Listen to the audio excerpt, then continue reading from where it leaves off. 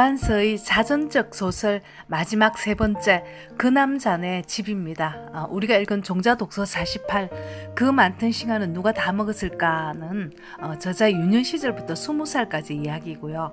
종자독서 55 그 산이 정말 거기에 있었을까는 20살 때부터 결혼하기 전까지 6.25 동란을 거치면서 생존한 이야기였고요. 마지막에는 오늘 읽을 종자독서 57 그 남자네 집 결혼 생활을 다루는 내용으로 자전적인 장편소설은 끝이 납니다. 결혼 생활이란 단지 내 가족만의 이야기가 아니라 나를 중심으로 주변 사람들의 흥망성쇠라는 변화도 다 포함되어 있습니다. 완서를 중심으로 친정집과 그 남자네 집, 시집과 시집의 이웃인 춘희 이야기까지 그 시대가 얼마나 열악했는지, 그 열악한 시대를 사람들은 어떻게 견뎌냈는지에 관한 서사가 드라마를 보듯 펼쳐지는 이 소설을 읽으면서 저는 정말 작가는 위대하다는 생각을 다시 한번 하게 됐습니다. 그 남자는 어떤 남자일까요? 완서네 집 외가의 먼 친척벌이었던 현보네는 그 남자가 현보입니다. 6.25 당시 아버지와 아들들은 월북을 했고 엄마는 군대에서 돌아오지 않은 막내 아들 현보를 기다리느라고 혼자 남한에 남았다고 합니다. 먼 친척이었던 그는 완선의 동네로 이사를 왔고 완선의 집과는 달리 어리어리한 홍살문의 대문이었고 정원에는 온갖 과실수들이 넘쳐났다고 했습니다.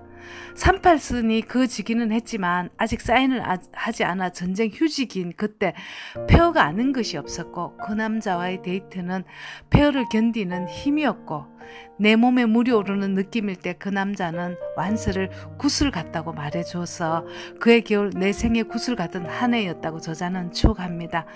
그 남자는 클래식을 좋아했고 완서를 만날 때마다 정지용, 한하운, 백색의 시를 읊어대던 그야말로 배곡 같은 낭만주의였답니다. 그 남자하고 다닌 곳들 중에는 아름답지 않은 곳이 없었고 그 남자를 만나지 못했더라면 청춘은 아마 생략된 채로 폐허가 됐을 것이라고 말합니다. 젊은 시절 인생의 한 부분은 이렇게 지나와야 가슴 부르게 나이 들어갈 수 있지 않을까요? 극도로 궁핍한 전쟁을 넘기자 서울은 아기 다툼처럼 사람들이 몰려들었고요. 이제는 김장을 몇 포기 했느냐로 그 집이 얼마나 살만해졌는지 부의 척도가 됐고 이사한 집에 집들이 선물로는 성냥 한 통이 최고였고 장작을 떼던 시스템에서 연탄불로 바뀌자 어른들은 요새 젊은 것들은 편에 빠졌다고 입을 모았답니다. 남자들은 전쟁터에 나가서 죽거나 불구가 됐고 여자들이 생활 전반을 책임지던 시절에 강주리에 채소를 고봉으로 인 안악이 아기 머리통을 겨드랑이 아래로 빼내 젖을 물리고도 태연하게 걸어가는 모습이 하나도 신기하지 않던 시절, 저는 이런 풍경을 봐왔기 때문에 상상이 되지만 젊은 사람들은 아마 그림이 그려지지 않을 것 같아요.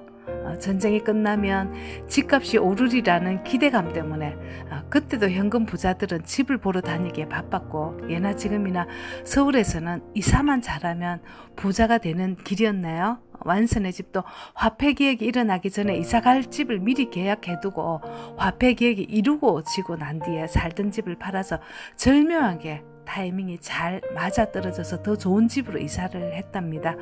올케가 시장에서 포목점을 해서 돈을 벌고 이사간 집에서 하숙을 치던 친정엄마, 전쟁통에 가부가 된 사람들 중에는 그나마 일이 잘 풀린 케이스였답니다. 안 그래도 가난한 나라가 전쟁으로 완전 폐허가 된 상태, 상상이 될까요? 필리핀, 캄보디아, 인도 등을 여행하면서 그 남자들의 무기력한 눈빛을 많이 봐왔습니다. 저 어릴 때 풍경도 영락없이 그랬습니다.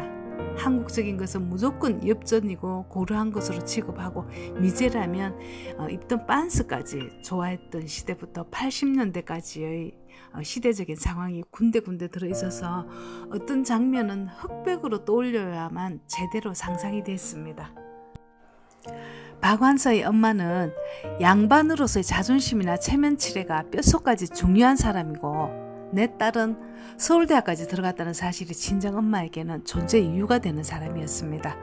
그런데 딸이 결혼하겠다고 데려온 사위감이 종로에서 대대로 살아온 중인 집안의 자손이라는 걸 알고는 실망이 이만저만이 아니었다고 하죠.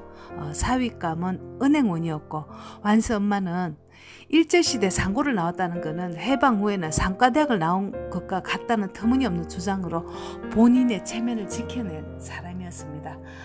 집집마다 마당에서 하던 결혼식 대신에 최고급 예식장에서 결혼식을 올리고 그 당시 장안에서 가장 비싸다는 중국집에서 피로연을 한다고 하니까 완서 엄마는 아는 사람이라면 무조건 다 초대를 해서 내 딸이 부잣집에 시집간다는 걸 만방에 알렸다고 합니다.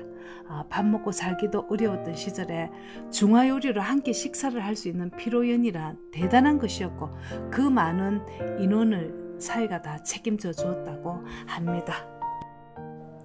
조선 기와집에서 신혼생활을 시작한 완서는 시어머니와 셋이서 살게 됐는데 전쟁통에 자식이며 아들이며 다 잃은 엄마는 지극정성으로 아들에게 먹일 음식을 준비하는 일로 일생을 보낸 분이었고 자식을 향한 기도는 거의 신앙에 가까웠다고 합니다.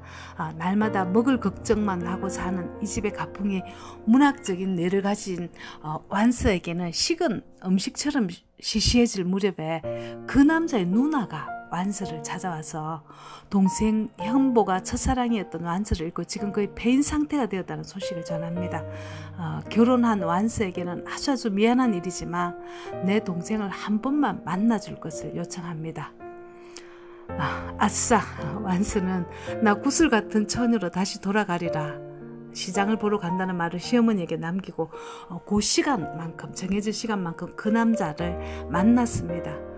아직도 나는 그 남자에게 구슬 같은 여자일까? 인간 본성의 법칙은 내가 가지지 않은 것에 욕망이 자라는 법이잖아요. 결혼을 하지 않았기 때문에 설레이는 것이고 내가 가보지 못한 길에 대한 안타까움이 봄날의 아지랑이 같은 감정이었겠죠. 그러다가 어느 날은 시장 보는 짧은 시간이 아니라 친구들을 만난다 하고 둘이 여행을 떠나기로 했답니다. 완서는 자기 아내의 불온을 한 번은 써먹을 거라는 생각을 했는데 그날 끝내 그 남자는 나타나지 않았고 완서는 다시 일상으로 돌아왔습니다. 지극히 우뇌를 사용하며 살아가는 완서에게 은행원인 남편은 결혼이라는 현실에 맞춤목 같은 사람이었고 계획적이고 깐깐한 그이는 친정 올케에게도 적절한 도움을 주어서 올케가 광장시장에서 포목정을 하면서 잘 살아갈 수 있도록 도움을 주었다고 합니다. 전쟁이 끝나고 집집마다 대여섯 명씩 아이를 낳던 시절 그때 태어난 사람들을 우리는 베이비 부모 세대라고 하죠. 완서도 아이 넷을 낳고 집도 넓혀서 이사를 하게 됩니다. 때마침 완서 친정집도 낡은 집을 사서 허물고 새로 집을 지어서 갈 예정이었기 때문에 살던 집을 비우게 됩니다. 친정엄마는 딸의 첫사랑을 까마득하게 모르니까 현보 이야기를 꺼내놓습니다. 아이고 걔는 눈이 안 보일 텐데 우리 집을 귀신같이 잘 찾아오는 걸 보면 멀쩡한 것도 같더라. 완서는 현보 누나를 통해서 현보의 전화번호를 알아냈고 짐을 다 빼나간 완서의 친정집에서 둘은 만나기로 합니다. 완서가 먼저 가 있었고 멀쩡한 사람처럼 걸어오는 그 남자의 걸음에 화가 났답니다. 세상에 어쩌자고 우리 집 오는 길을 저렇게나 익혔을까. 나를 만나기 위해서 저렇게 애를 썼다는 것이 짜증스러웠지만 한편으로 그 남자에게 나는 아이 넷을 낳은 펑퍼짐한 아줌마가 아니라 여전히 구슬 같은 처녀로 남아있으리라는 안도감이 좋았다고 말했습니다. 소설의 마지막 장면은 그 남자의 부음 소식을 신문에서 발견하는 일로 시작을 합니다. 그 남자가 생전에 전 재산을 털어서 기울인 장애인을 위한 재활과 장학사업에 대해서 박스 기사를 접합니다. 유족으로는 대한학교 교감 선생님이 그의 아내와 일남 이녀를 두고 있다고 하고요.